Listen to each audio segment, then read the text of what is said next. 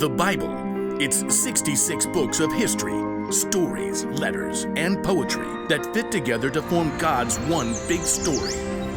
The epic adventure of how He created us and loves us so much that He made a way to rescue us.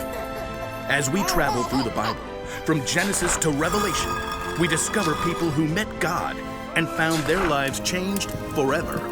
Now, for an amazing story inspired by the book of Genesis, chapter 25, verses 24 through 34. When Abraham's son Isaac grew up, he married a girl named Rebekah. But it didn't seem as though they'd be able to have children. Please, God, give us children.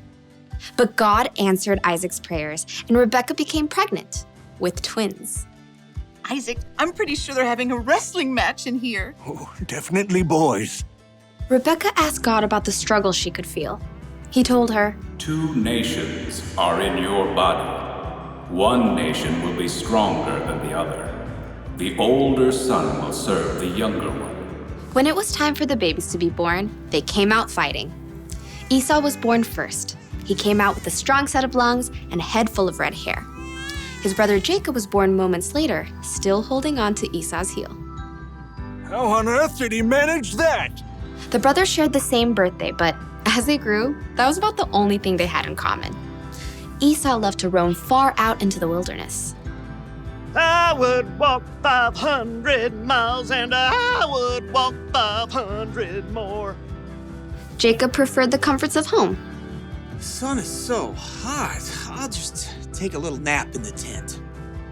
Esau loved to hunt wild animals. That is one excellent wildebeest. Jacob preferred a different type of hunting. Not you, not you. Ha! The perfect ripe honeydew melon. One fine morning, Esau headed out into the wilds in search of adventure and some nice, juicy venison. I'll feast tonight. But Esau went all morning without spotting a single rabbit. Ugh, should have packed a lunch. In the afternoon, he tracked a deer for hours, but he missed his chance as the deer sprang away. Ah! At last, Esau headed for home, defeated. He was tired and irritated and so hungry he could eat an entire woolly mammoth. Must eat food. As Esau neared camp, a delicious smell wafted out to greet him. Food!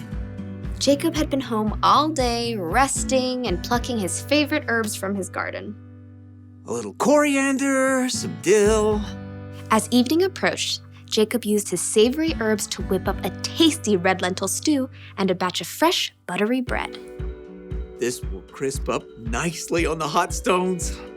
By the time Esau had arrived in camp, Jacob's stew was simmered to perfection, and the bread was hot and crusty. Food! Food! Esau lunged for the stew cauldron, ready to grab a bowl, but Jacob blocked his path.